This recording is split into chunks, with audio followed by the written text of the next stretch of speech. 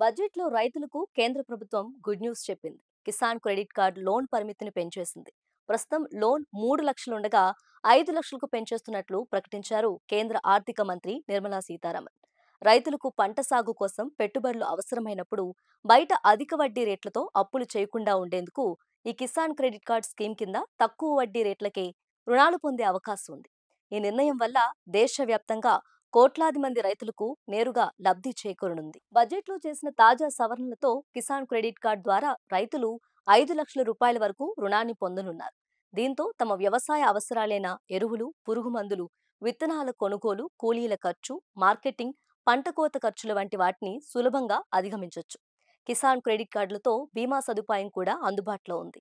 ఇక్కడ అంతకుముందు గరిష్టంగా 1.60 లక్షల వరకు ఎలాంటి పూచీకత్తు లేకుండానే లోన్ పొందొచ్చు.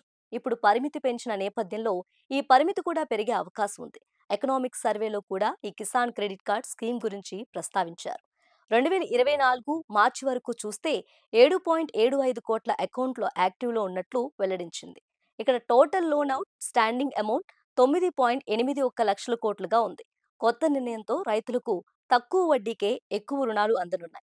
దీంతో వ్యవసాయంలో పెట్టుబడులు పెరిగి రైతుల ఆదాయం పెరుగుతుంది.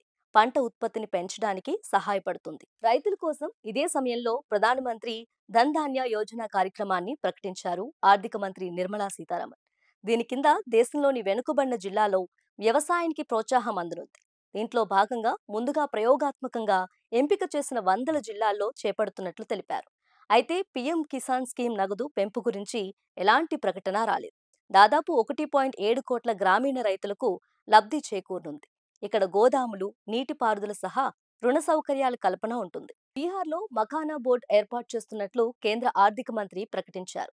మసూర్, కంది, మినుముల్ని కేంద్రం కొనుగోలు చేయనుంది. ఇంకా పండ్లు, కూరగాయల ఉత్పత్తికి కొత్త పథకం ప్రకటించారు. పత్తి రైతులకు మేలు చేసేలా దీర్ఘకాలిక లక్ష్యాలతో జాతీయ పత్తి మిషన్ పై ప్రకటన చేశారు. తన ప్రసంగంలో గిగ్ వర్కర్ల గురించి కూడా కీలక ప్రకటన చేస్తూ వారికి గుర్తింపు కార్డులు ఇవ్వనున్నట్లు తెలిపారు నిర్మలా సీతారామన్. ఈ శ్రమ్ పోర్టల్ కింద నమోదు చేస్తున్నట్లు పీఎం జన్ ఆరోగ్య యోజన కింద ఆరోగ్య బీమా కల్పించనున్నట్లు వివరించారు. ఈ నిర్ణయంతో 1 కోటి మంది గిగ్ వర్కర్లకు ప్రయోజనం కలగనుంది.